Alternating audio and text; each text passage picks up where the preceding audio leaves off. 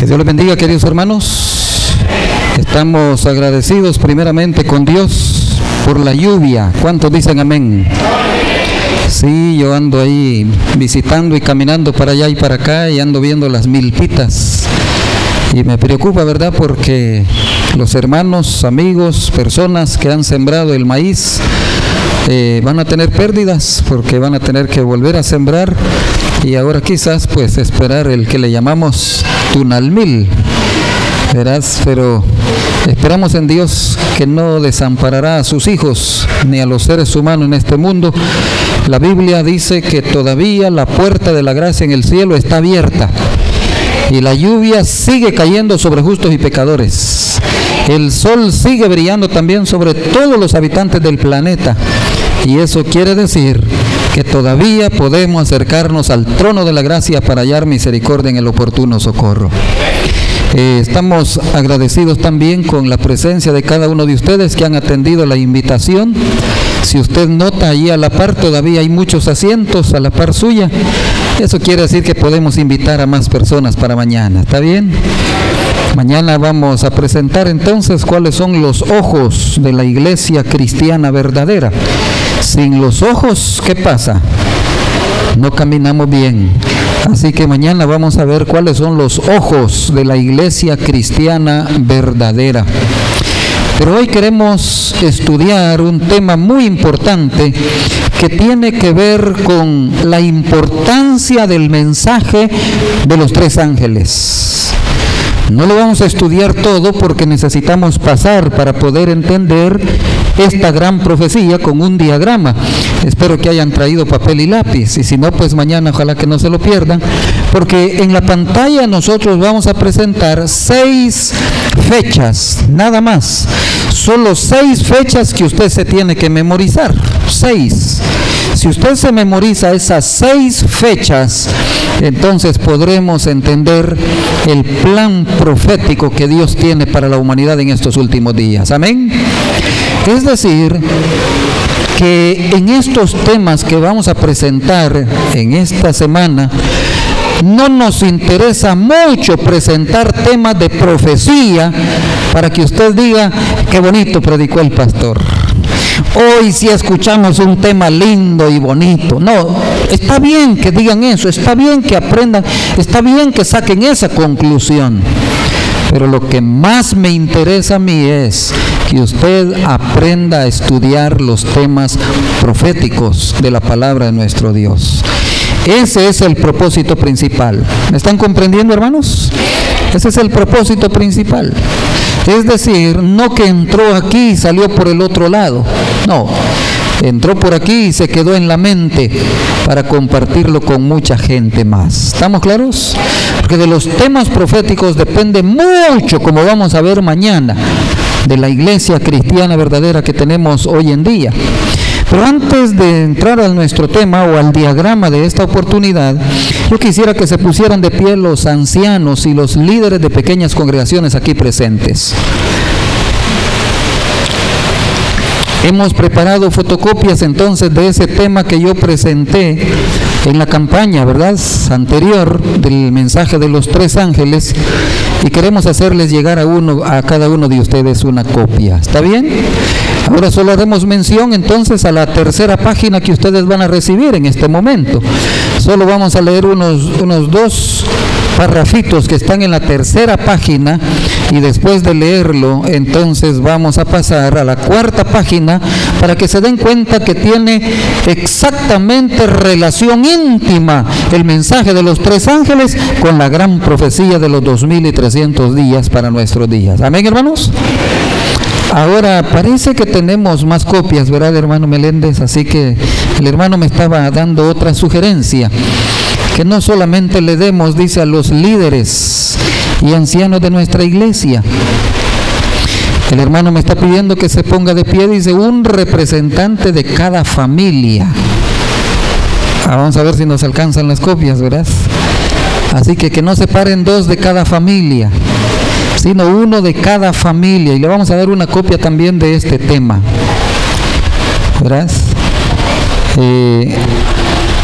para poder ver. Usted en su casa tendrá el privilegio de leer, estudiar y aprendérselo de memoria para predicarlo. No necesitamos que usted se lo lleve y lo guarde y que quede todo embolvado.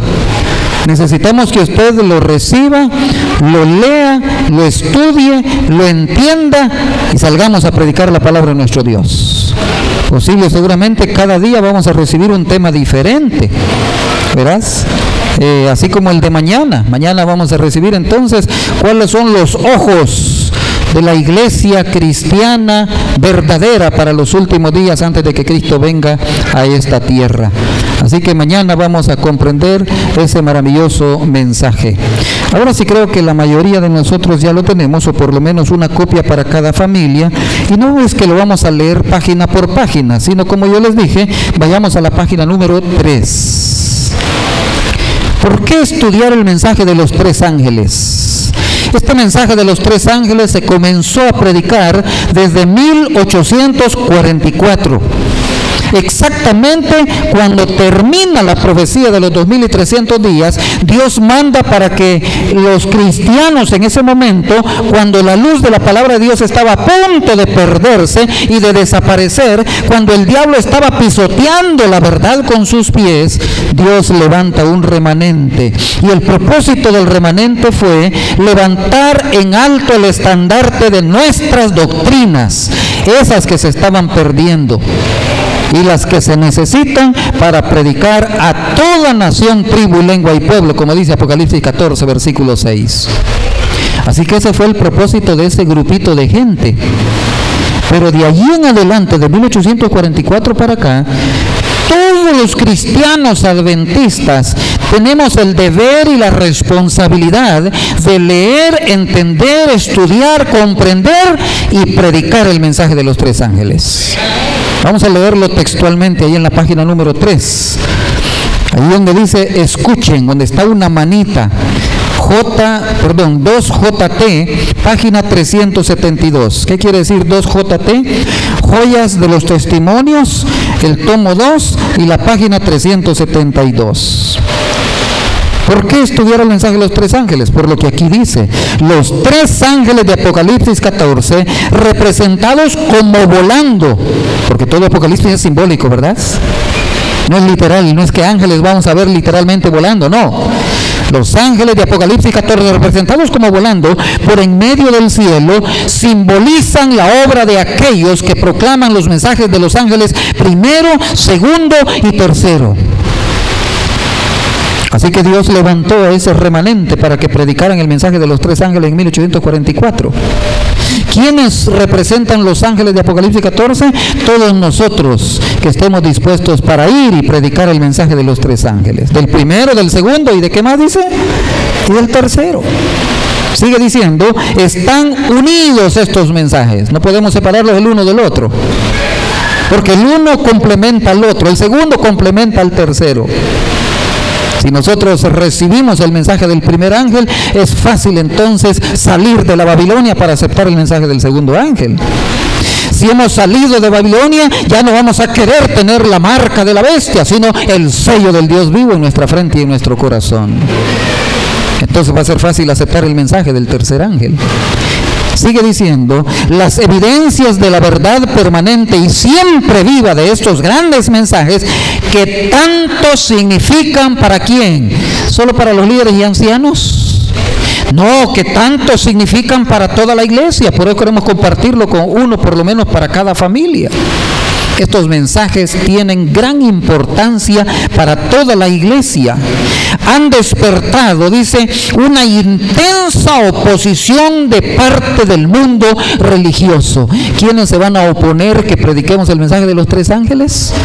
Los religiosos de allá afuera. Las otras religiones no van a querer que prediquemos estos mensajes. En especial el mensaje del tercer ángel, que habla acerca de la marca de la bestia. Habla acerca de que la marca puede ser puesta en la frente o en la mano. Y sigue diciendo, aquí viene lo más importante, Satanás trata constantemente de arrojar sombra alrededor de estos mensajes, para que el pueblo de Dios, podríamos decir, el pueblo remanente, el que ha sido llamado para predicar estos mensajes, no discierna claramente ¿qué tres cosas? El significado, el tiempo y ¿qué más? Y el lugar. ¿Qué es lo que el diablo no quiere que entendamos? El significado del mensaje de los tres ángeles. ¿Qué más no quiere que entendamos? El tiempo en que estamos viviendo. El diablo tuvo en nuestra mente que de repente dice, nosotros nos acomodamos como que si el tiempo va a durar mucho todavía. Él no quiere que comprendamos que estamos viviendo en los últimos días. Pero pregunto, 2 Timoteo 3.1 ya se está cumpliendo en estos momentos, ¿sí o no? Pastor, ¿y qué dice 2 Timoteo 3.1? También debe de saber esto, que en los postreros días vendrán tiempos de qué calibre, peligrosos. Habrán hombres de qué calidad, ávaros, vanagloriosos, soberbios, detractores, ingratos, impíos, sin santidad. ¿Estamos viviendo en esos días? Y termina diciendo, pero estos mensajes viven y han de ejercer su poder sobre nuestra experiencia religiosa mientras el tiempo dure. Un poquito más abajo, ahí donde dice primeros escritos, página 63. Este es el complemento de lo que acabamos de leer. Primeros escritos, página 63. Vi la necesidad que tienen los mensajeros de Dios de velar y de detener todo fanatismo donde quiera que se levante. ¿Habrá fanatismo en la iglesia cristiana, hermanos?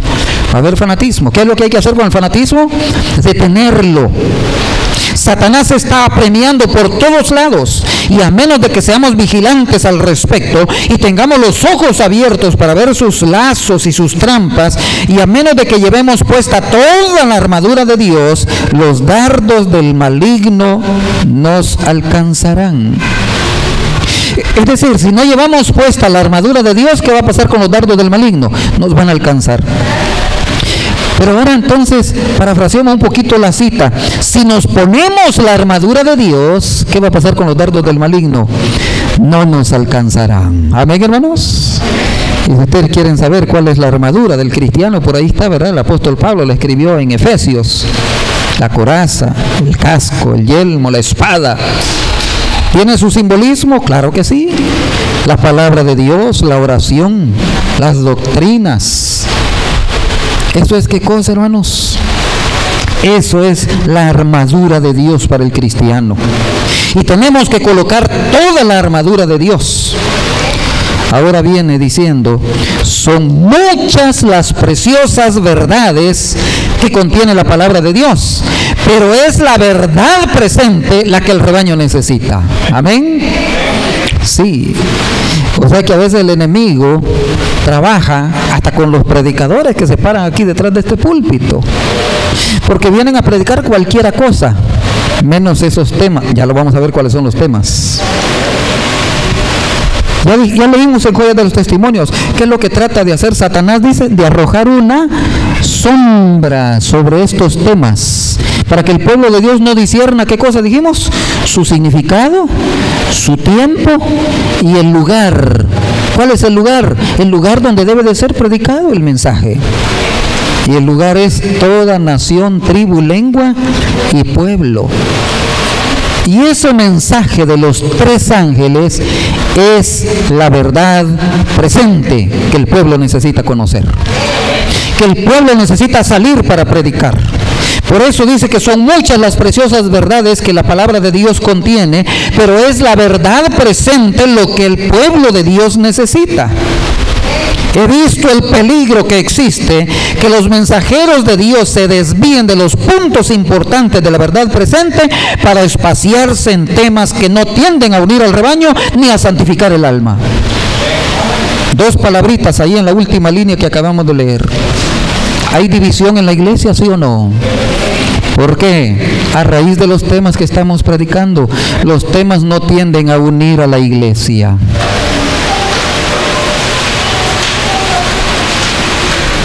¿Qué más dice que pasa con los temas que se predican aquí detrás de este púlpito? No santifican el rebaño. ¿Y será importante la santificación para entrar al cielo? ¿Qué dicen ustedes? Claro. Es importante la santificación, sin la cual nadie verá al Señor. Sí. Es importante haber sido justificados, es importante estar siendo santificados para ser glorificados cuando Cristo venga por segunda vez. Sí. Y entonces dice que los temas que se están predicando aquí no unen el rebaño, ni santifican al pueblo de Dios. ¿Y entonces qué es lo que hay que predicar, pastor? La Biblia, la palabra de Dios. San Juan 17:17, todos lo saben de memoria, ¿verdad? No me acuerdo, pastor, pero si lo empieza usted, yo lo termino. Santifícalos en tu verdad. Amén. ¿Qué es lo que hay que estudiar entonces, hermanos? La Biblia, la palabra de Dios. Pero son muchas las verdades que la palabra de Dios contiene. Lo acabamos de leer, ¿verdad? Pero es la verdad presente lo que el pueblo necesita.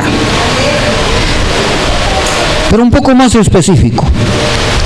¿Cuáles son los temas que los predicadores deben de estudiar en su casa para venir a presentar aquí, para que el pueblo adventista esté unido con un solo propósito y un solo fin? ¿Cuáles son los temas que la iglesia adventista necesita para ser santificada, a fin de que cuando Cristo venga sea glorificada? Allí mismo, en Primeros Escritos, en la página 63, en la página 3, allí al final, la última línea, allí dice clarito: en esto Satanás aprovechará toda ventaja posible para perjudicar la causa de Dios. Con todo lo que acabamos de decir, ¿verdad? De joyas de los testimonios, que Satanás arroja una sombra sobre estos temas para que el pueblo de Dios no discierna el tiempo, su significado y el lugar.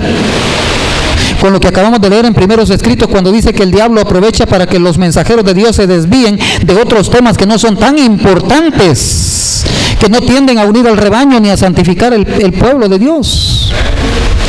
Pero en la página 4 dice, pero los temas, yo creo que empieza en la página 3, pero los temas como el santuario. ¿Cuáles son los temas que hay que estudiar, hermanos? El santuario. Y si alguien quiere especializarse en el tema del santuario, avíseme.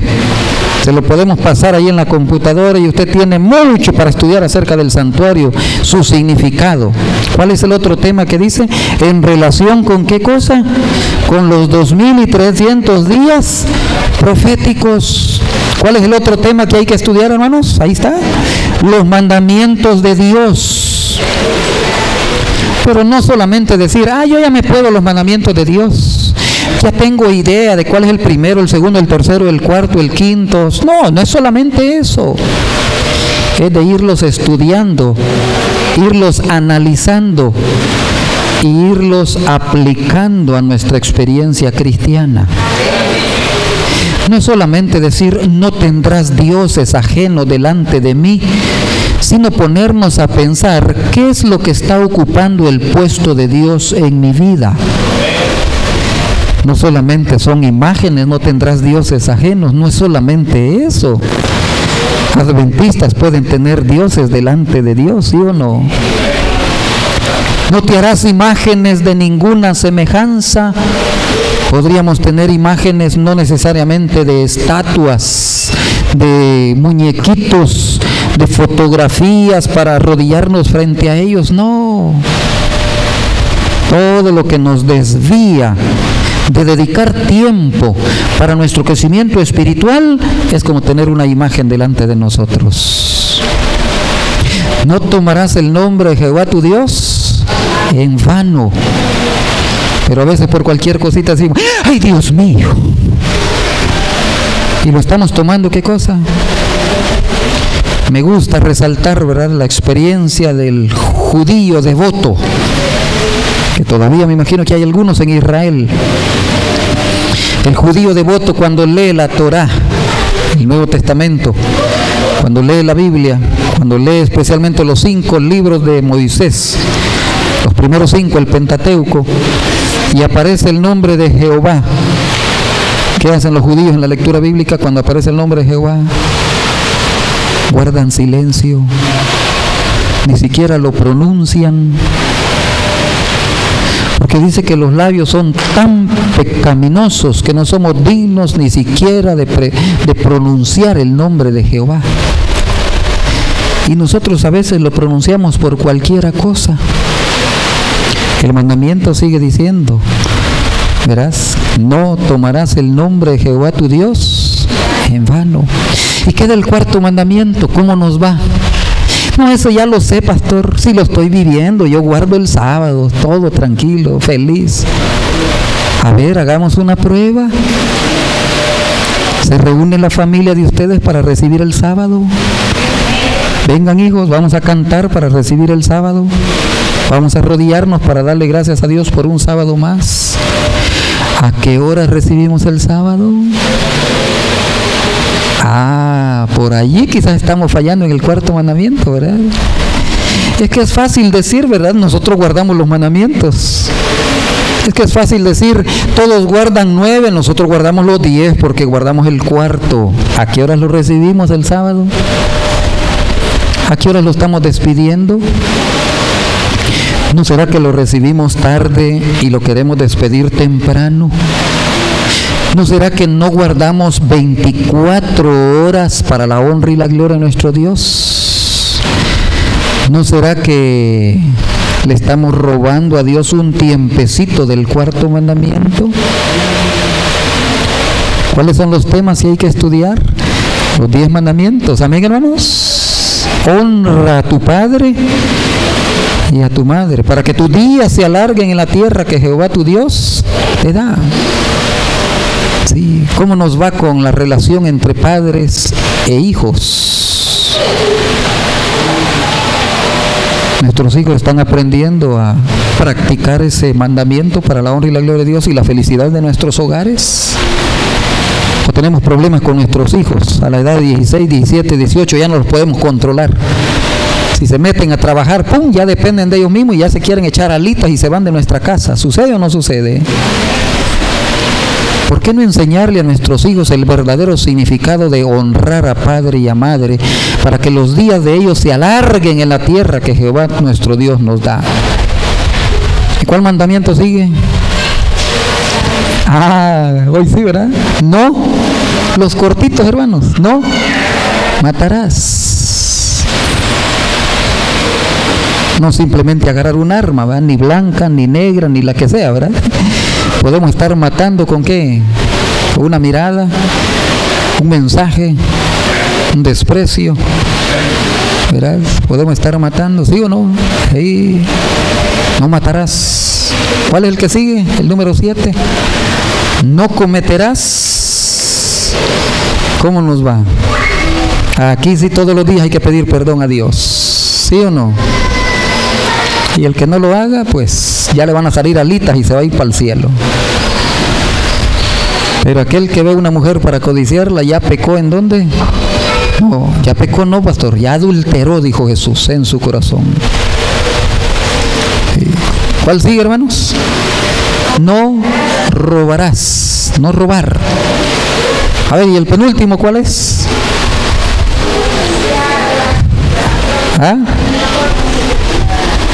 No levantarás falso testimonio contra tu prójimo, no mentirás. Me llama la atención porque en la penúltima página de la Biblia, una cualidad que se resalta para los que entrarán al reino de los cielos, Apocalipsis 21, es que no entrará en la santa ciudad ninguna cosa que haga abominación o diga mentiras, sino solamente los que estén escritos en el libro de la vida. Pero a veces nosotros pasamos por alto las mentiritas, ¿verdad? Y hasta le han inventado colores. No, es que esa es una mentirita blanca, esa no me la toman en cuenta. Pero las blancas se van volviendo grises y las grises claras se van volviendo mentiras grises oscuras hasta que de repente son del color de mi camisa. Nos vamos acostumbrando, nos vamos acomodando, ya nos sentimos que son mentiras. Amén, hermanos. Y la Biblia es clara que no hay que mentir. Y el último mandamiento, ¿cuál es? No codiciarás nada de tu prójimo, pero resalta en especial la mujer de tu prójimo. Claro, el mandamiento abarca no codiciar, ¿qué cosa? Nada, nada. Ni la casa, ni el carro, ni esto, ni lo... Nada. No codiciarás. ¿Son esos los mandamientos que tenemos que estudiar, hermanos? Y cada vez más específicos. Cada vez estudiarlos y practicarlos más minuciosamente para la honra y la gloria de nuestro Dios. Ahora yo les pregunto, estudiando esos temas, practicándolos para la honra y la gloria de nuestro Dios, ¿estaremos santificando nuestras vidas? ¿Estaremos mejorando para la honra y la gloria de nuestro Dios? ¿Nos estaremos preparando para estar en las moradas celestiales? Es importante entonces estudiar los 10 mandamientos, ¿sí o no? ¿Verdad que no se equivocó la sierva del Señor? El santuario en relación a los 2300 días, los mandamientos de Dios. ¿Y cuál es el otro tema que menciona ella allí? La fe de Jesús. Que podría ser la fe en Jesús o la fe que tenía Jesús en su Padre Celestial. La fe que desarrolló Cristo Jesús, la confianza en su Padre. Ahora, ¿cómo podemos tener confianza en Dios? ¿Cómo podemos tener confianza en alguien? ¿De qué manera lo podemos lograr? Comunicándonos con Él, relacionándonos con Él. ¿Amén, hermanos? Esa es la única forma en que podemos llegar a tener la fe de Jesús, la confianza y la seguridad que Jesús tenía en su Padre Celestial. Esa es la única manera. ¿Y cómo nos vamos a relacionar con Dios el Padre, con su Hijo Jesucristo y con el Espíritu Santo? A través de la oración y el estudio de la Biblia. Sí. Y como complemento, el espíritu de la profecía. Por eso, mis queridos hermanos, queremos estudiar y que ustedes aprendan la gran profecía de los 2300 días. Sí. Y vamos a darle clic a ver qué es lo primero que aparece. ¿Dónde estará la primera fecha que necesitamos aprender en esta oportunidad? Los que recibieron las hojitas pueden hacer las anotaciones en la parte de atrás, ¿verdad? Ahí donde está blanca la página.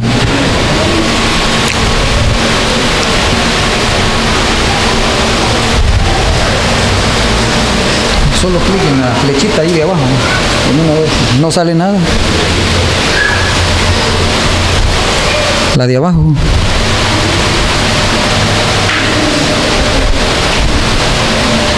Ok. En el primer año de Darío, situémonos 600 años antes de Cristo, época de Daniel. En el primer año de Darío, el hijo de Asuero, de la raza de los Medos, que fue puesto por rey sobre el reino de los caldeos, en el primer año de su reinado, yo, Daniel, entendí por la Escritura, por la palabra del Eterno, la profecía de Jeremías, que la asolación de Jerusalén había de concluir ¿en cuánto tiempo? En 70 años. Miren qué interesante cómo Dios siempre ha tenido profetas. Y los profetas, no es porque sean profetas, no van a estudiar las otras profecías de los profetas anteriores.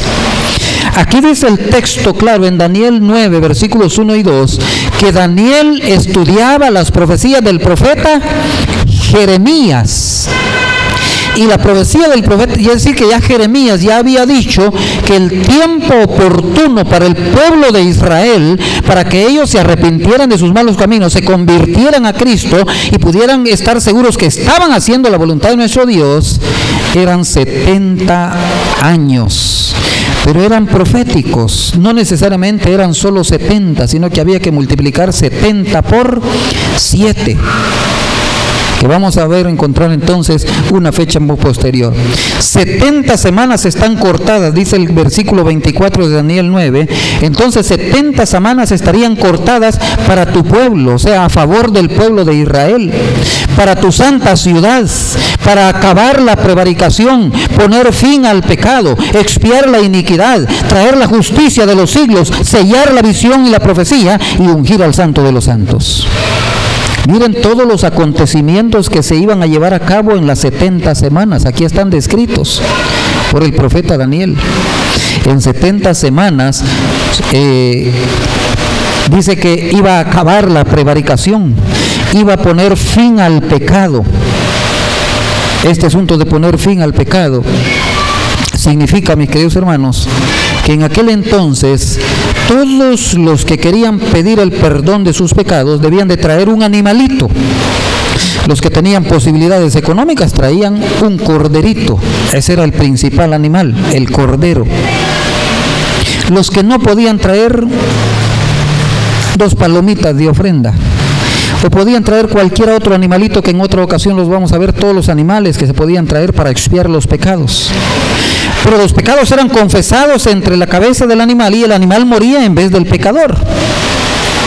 Y es interesante que todos los pecados quedaban almacenados en el santuario terrenal. Aquí donde ustedes ven esta cortinita chiquita, la cortina en aquel entonces era hasta aquí abajo, y entonces estaba separado el lugar santo con el lugar santísimo. Nadie podía pasar por acá. Solamente aquel que se preparaba, y entraban una vez al año para expiar los pecados de todo el pueblo, de todo el año. O sea, una vez al año era la limpieza, pero la limpieza terrenal. Los pecados eran limpiados de los pecados de aquí de la tierra. Se cambiaba la cortina porque durante todo el año por cada pecado le pringueaban así un poquito de sangre del animal que usted traía. Ahí quedaba marcado, ahí quedaba estampado, ahí quedaba guardado el pecado que usted había confesado. ¿Quién lo sabía? Nadie, solo usted con Dios. Ahora, qué interesante, una vez al año se cambiaba esa cortina y se ponía una nueva y comenzaba una nueva etapa de la vida. Pero el apóstol Pedro escribe de que ahora nuestro Señor Jesucristo entró al santuario celestial. San Juan el Revelador también escribe en la primera carta diciendo que ahora nosotros tenemos el privilegio de ir confiadamente hasta el trono de su gracia, y si confesamos nuestros pecados, Él es fiel y justo para perdonarnos y ¿qué más? Y limpiarnos de toda maldad. Quiere decir que la profecía iba para poner fin, ¿qué cosa? Al pecado. Ya no van a quedar archivados ni en el santuario terrenal ni en el santuario celestial, para expiar la iniquidad, para traer la justicia de los siglos, para sellar la visión, la profecía y ungir al santo de los santos. Cristo fue ungido también aquí en la tierra. Que en el año, ya lo vamos a descubrir, 27, cuando fue bautizado en el río Jordán por Juan el Bautismo, ese fue el ungimiento. El Espíritu Santo descendió en forma corporal como paloma y fue ungido para comenzar su ministerio para la honra y la gloria de nuestro Dios. Sigamos adelante. Entonces está la profecía de las 70 semanas por 7. ¿Cuántos años entonces eran dedicados al pueblo de Israel para que se convirtiera en sus malos caminos? 490 años. 490 años. Imagínense que el pueblo de Israel podía salvarse, todos se podían a salvar de un solo, en conjunto.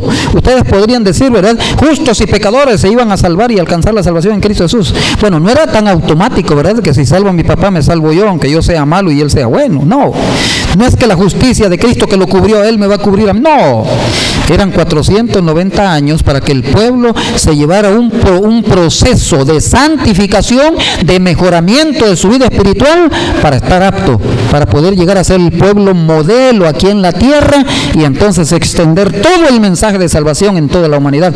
Ese era el propósito de Dios para el pueblo de Israel. Pero como vamos a ver más enseguida, no lo cumplieron. Y cuando Cristo vino y fue ungido, entonces dice que el mensaje pasó del pueblo de Dios a los gentiles. Ahí entramos nosotros en la coladita, ¿verdad? Para poder dar el mensaje de salvación aquí en América para la honra y gloria de nuestro Dios. Así que 70 semanas. Ahora, conoce pues y entiende desde cuándo iban a comenzar ese tiempo para el pueblo de Israel. Conoce pues y entiende que desde que salga la orden para restaurar y reedificar a Jerusalén hasta el Mesías príncipe, o sea, hasta que Cristo venga a esta tierra, habrá 7 semanas. 7 por 7, 49, ¿verdad? Pero como no son literales, sino que son simbólicas, así que 49 por 7, ya dijimos,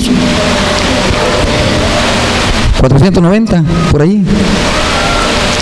Y 62 semanas. ¿Qué pasaría con la plaza y la muralla? Se van a reedificar en tiempos angustiosos. Y eso se cumplió en la época de 2 profetas del Antiguo Testamento, Nehemías y Esdras. Ellos fueron para reedificar 3 cosas: el muro de la ciudad de Jerusalén, la ciudad de Jerusalén y especialmente el templo de Jerusalén. Y esa era la profecía. Ahora, después de las 62 semanas, se quitará la vida del Mesías, no por él mismo. El pueblo de un príncipe que ha de venir destruirá la ciudad y el santuario. Su fin vendrá como una inundación y hasta el fin de la guerra será talada con los asolamientos. Daniel 9, 25 al 26. 600 años antes de Cristo. Daniel estaba hablando de lo que venía desde el pasado, antes de él, y lo que iba a suceder durante él estuviera en esta tierra, y lo que iba a suceder después de la época de Daniel. Así que habrían 7 semanas más 62 semanas. Ahí tenemos entonces las 7 semanas, las 62 semanas. Y ahora, ¿qué más dice la profecía? Versículo 27 de Daniel 9. En otra semana, 62 más 7, ¿cuántas semanas van? 69. ¿Cuántas semanas nos faltan para las 70? Una, ¿verdad? En otra semana, entonces confirmará el pacto a muchos. Esa es la semana cuando Cristo murió aquí en la tierra. Es la semana que empezó cuando fue bautizado en el río Jordán, el año 27, y murió en el año, ¿qué dijimos? 31. Ahí es la mitad de la semana, como dice el texto de Daniel. Y a la otra mitad, al termina la semana, sería el año 34. Ahí se terminan las 70 semanas. En el año 34, ¿qué fue lo que sucedió en el año 34? Apedrearon al primer mártir del cristianismo. ¿Cómo se llamó? Esteban. Ahí selló su rechazo el pueblo de Dios. No aceptar el mensaje de Esteban, que era parecido al de Juan el Bautista, de arrepentimiento también y de convertirse de sus malos caminos. Lo apedrearon y lo mataron. Por eso dice que en otra semana confirmará el pacto a muchos, y a la mitad de la semana hará cesar el sacrificio. Ahí está la mitad de la semana cuando Cristo murió, y la ofrenda. Y sobre el ala del templo uno ejecutará la abominación asoladora hasta que la ruina decretada caiga sobre el desolador. Así que tenemos 7 semanas, más 62 semanas, más una semana, que suman un total de, ¿cuánto dijimos? De 70 semanas. Ahora nos interesa saber cuándo empezaron esas 70 semanas. En el versículo anterior que leímos, dice, desde la salida de la reconstrucción. Ya dijimos de 3 cosas, ¿verdad? El muro, la ciudad y el templo. Pero ahora vamos más específico, ¿cuándo empezaron las 70 semanas? Allá, miren, 457. Esa es la primera fecha que usted tiene que memorizarse si quiere entender y explicar la profecía de los 2300 días. ¿400 qué? 57. Así que haga una raya y al principio ponga 457. Sí. Ahora, hubieron 3 decretos por los reyes en aquel entonces, Artajerjes. 3 decretos que dieron permiso para ir a reconstruir la ciudad santa, la Nueva Jerusalén, aquí en la tierra. Pero en el primero no hubo caso. En el segundo no hubo apoyo. En el tercer decreto sí hubo apoyo.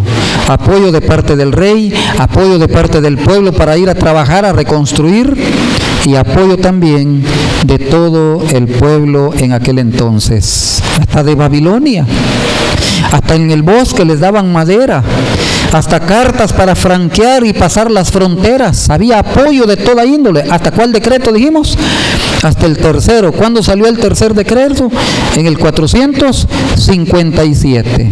Desde que salió entonces ese decreto, comenzó entonces la reconstrucción. Así que tenemos, número 1, 457 menos 49 nos lleva al año ¿qué? 408. ¿Por qué menos 49, pastor? Porque se tardaron 7 semanas, que no eran 7 semanas exactamente para la reconstrucción, sino que fueron 49 años, porque 7 por 7... 49. Fueron 49 años de trabajar para reconstruir los muros, la ciudad y el templo. Ahí ven cuenta también la casita de Esdras, ¿verdad? De Nehemías en aquel entonces, ¿verdad? 49 años, y por eso es que nosotros a los 457 le restamos 49 y nos lleva al año 408. Al año 408. Entonces ahí es donde marcamos nosotros la primera semana, pero después dice más 49, más, ¿cuántos años dijimos después? Más 62 semanas. Todo eso necesitamos ver qué es lo que pasó. Ahora, ¿quién quiere entender lo que sucedió en las 62 semanas? ¿Les gustaría entender dónde estudiar esas 62 semanas, hermanos? Muy bien, los que tienen en su biblioteca, en su casa, porque yo les dije, ¿verdad? Les vamos a dar las herramientas para que ustedes aprendan, estudien las grandes profecías. El libro se llama El conflicto de los siglos. Si usted lo tiene, desempólvelo y vamos a estudiarlo para entender esto. Si no lo tiene, vamos a ver cómo hacemos para comprárselo, ¿está bien? Para conseguirlo. Pero es interesante que en el 408, 49 años después, se termina la reconstrucción de la ciudad, los muros y el templo. Y luego vienen entonces las 62 semanas. Por 7 serían 434 años. Así que la primera fecha es 457. La segunda fecha, una semana después o 49 años después, 408. Pastor, está equivocado porque ¿cómo es que dice 457 y va sumando y ahora el número es más bajito? Primero 457 y ahora 408. Ah, es que no les había dicho que los años venían contándose. ¿Cómo le llamaríamos? Para atrás, ¿verdad? O para abajo, ¿cómo? Al revés. O sea que cuando Dios le dijo a Adán y Eva, ¿verdad?, que escribiera, en el principio creó de los cielos y la tierra, entonces era el año 1500 después de la creación. Moisés escribió como el año 1500 después de la creación. Pero ya habían pasado 1500, así que Moisés dijo, miren, en el principio creó Dios los cielos y la tierra hace 1500 años atrás. Pero para que lo entendamos un poquito mejor, digamos, Moisés escribió en el año 4000. El segundo año de Adán y Eva fue ¿cuál? 3999. El tercer año de Adán y Eva, ¿cuál fue? 3997.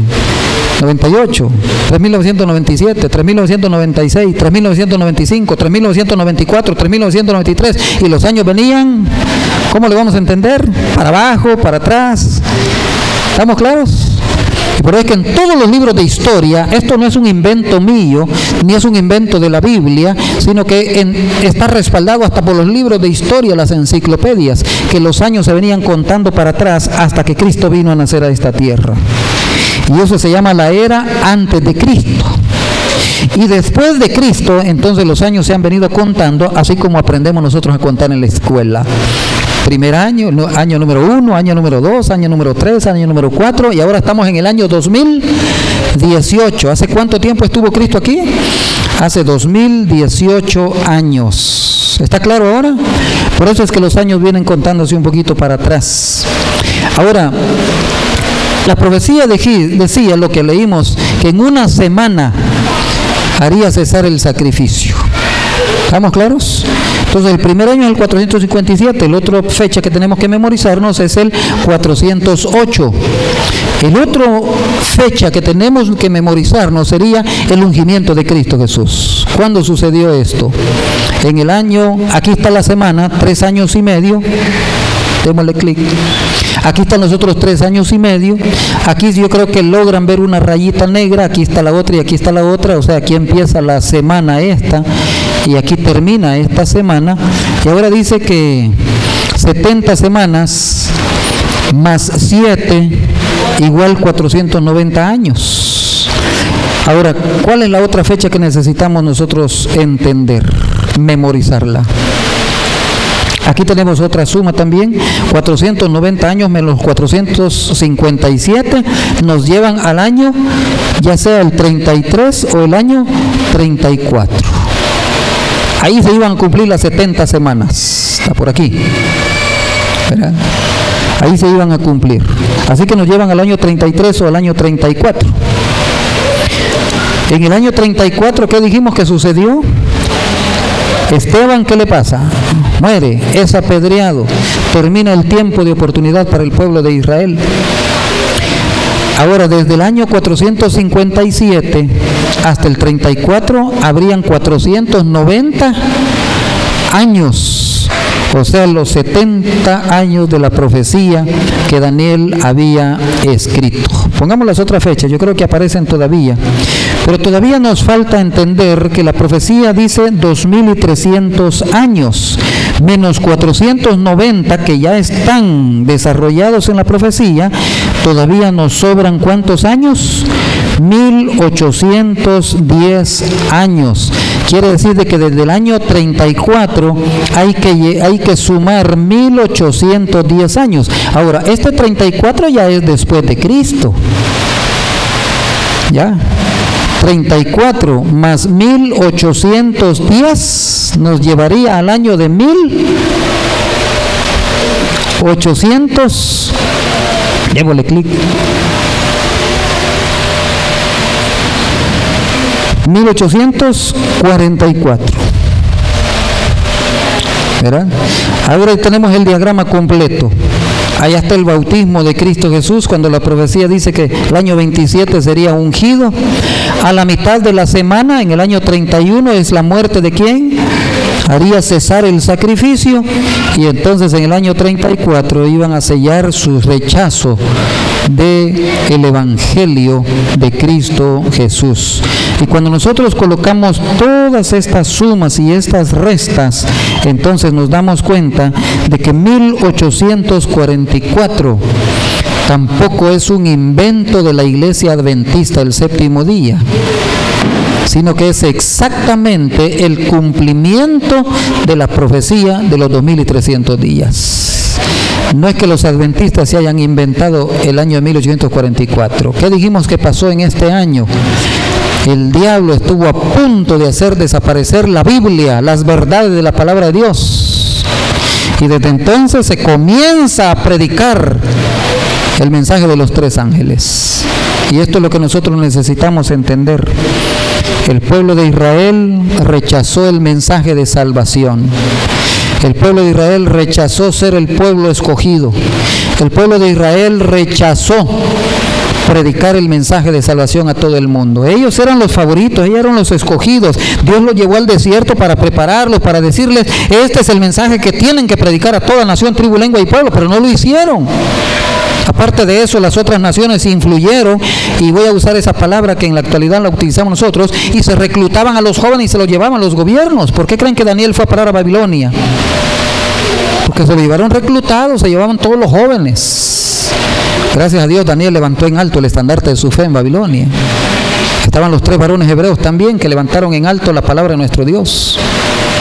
Sí, pero era por eso, porque el pueblo de Dios era llevado al exilio a otras naciones, y en vez de que el pueblo de Dios influyera con el mensaje de salvación, a veces las otras naciones venían e influían con sus dioses y mensajes falsos. ¿Cómo está con nosotros hoy en día? ¿No será que la Babilonia del mundo también pueda que esté influyendo en la Iglesia Adventista el séptimo día? ¿Y cuál es nuestra tarea?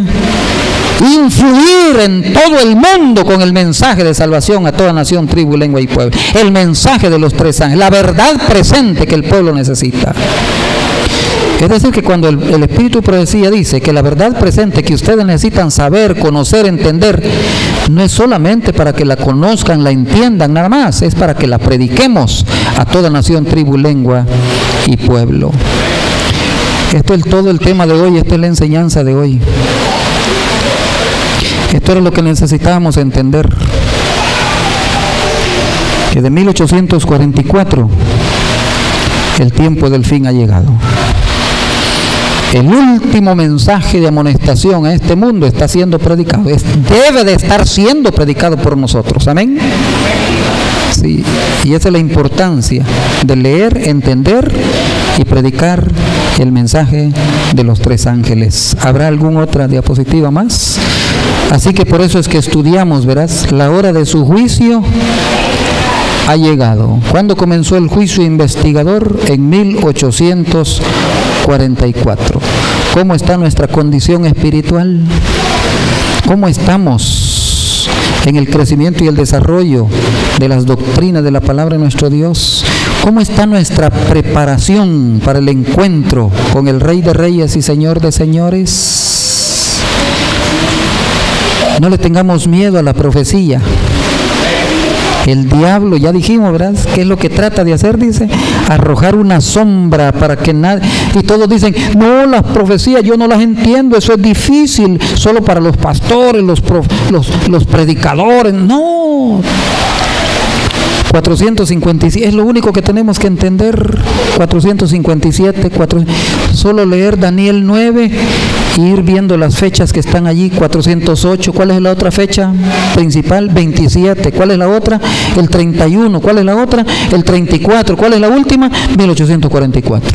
1, 2, 3, 4, 5, 6 fechas. Es lo único que hay que entender. Y a medida que usted va leyendo Daniel capítulo 9, va a ir ubicando y va a decir, aquí está el cumplimiento, aquí está el cumplimiento. Y vuelvo a repetir, estos 1810 años los podemos entender. ¿Qué fue lo que sucedió en el libro El conflicto de los siglos? Sí. Y cuando estos 1810 años terminan, el conflicto de los siglos llega a 1844, no se queda allí, continúa explicando el resto de los eventos de los últimos días y la preparación para un pueblo para ir a morar a la patria celestial. Que Dios nos bendiga, mis queridos hermanos, y que Dios nos ayude para que no le tengamos apatía a las profecías.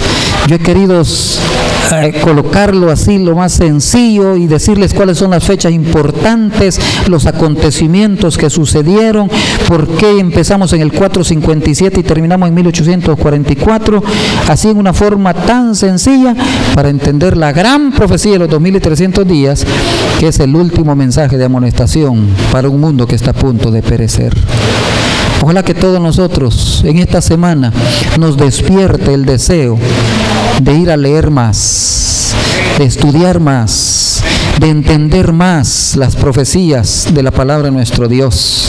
Nosotros los pastores, los predicadores, no es que seamos grandes personas así, ¿verdad?, que estudiosos, no. También usted puede ser iluminado por el poder del Espíritu Santo para entender estos mensajes e irlos a predicar. ¿Quién en esta noche o esta tarde quiere consagrar su vida y decir, pastor, yo quiero que ore por mí?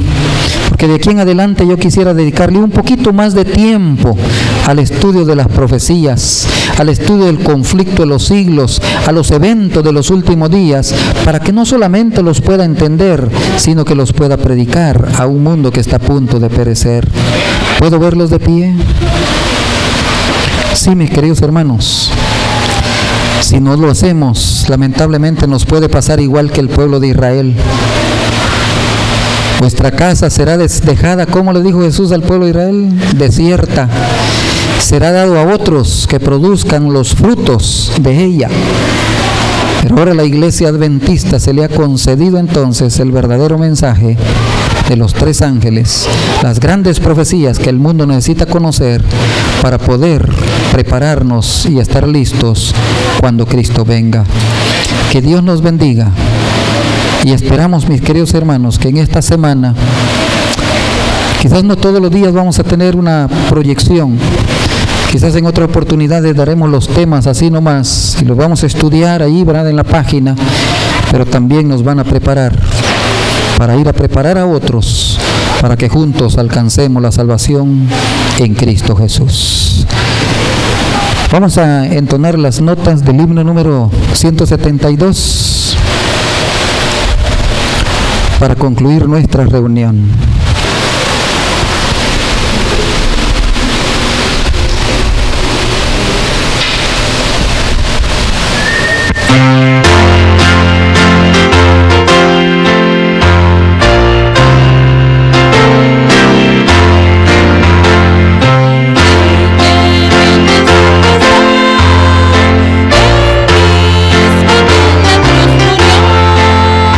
Mas solo que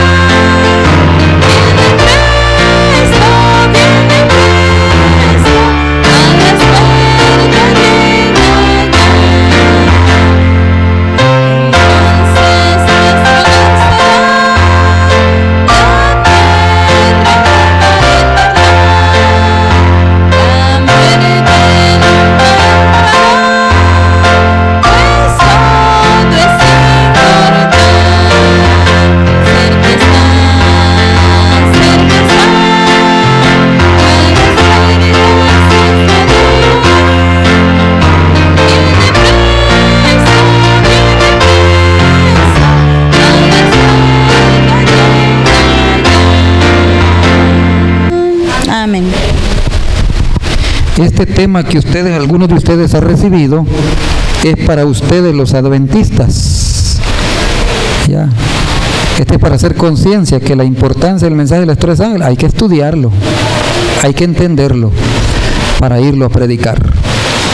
Luego el tema que repartiremos mañana, también uno por familia, ese sí ustedes pueden con toda libertad sacarle fotocopia y poder entonces compartirle el mensaje con mucha gente que puedan leer y entender ese mensaje. Ojalá que puedan ser, verás, como hojas de otoño, que puedan ser esparcidas por todos lados, alrededor de nuestras habitaciones donde vivimos, para que el mensaje llegue a la mente y a los corazones de muchas personas. También estaremos orando por las necesidades que tengamos. Esta vez me ha sido pasado aquí un papel que oremos por nuestra hermana Rosita y por otras personas que están haciendo preparativos para poder entregar su corazón a Cristo Jesús. Sí, vamos a orar por los enfermos, por el hermano Luis, por la esposa del hermano Luis, y seguramente hay más. Habrán algunos otros enfermos aquí presentes si quieren venir aquí adelante para poder orar por ustedes. Vamos a arrodillarnos para orar.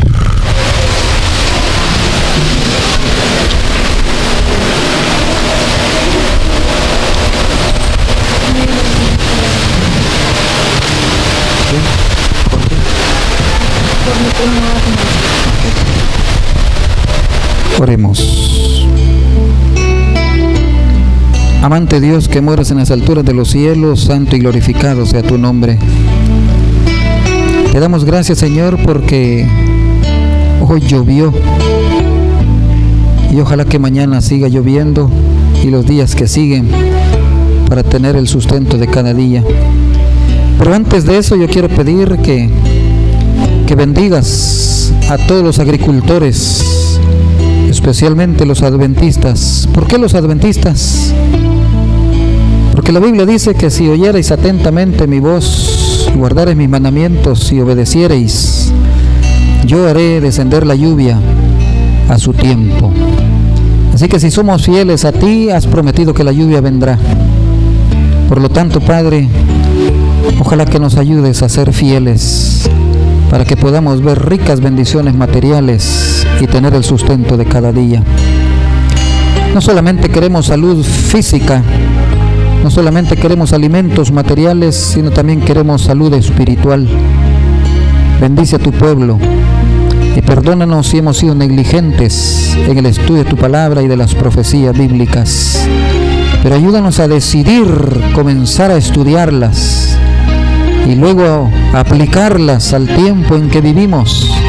Que el Espíritu Santo nos guíe al lugar donde debemos de irlas a predicar, que compartamos estos mensajes con mucha gente.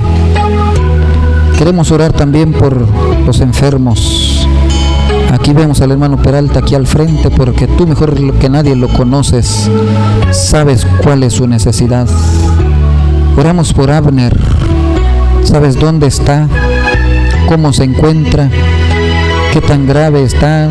Pon tu mano sanadora sobre él. De igual manera, Padre, por nuestro hermano Luis, por la esposa del hermano Luis, y quisiéramos mencionar a todos los que estamos enfermos, por la hermana Mari. Ayúdale, Padre, para que ella también pueda ver tu mano sanadora sobre ella y testifique cuán grandes cosas tú puedes hacer en su vida. Bendice grandemente a nuestra hermana Rosita.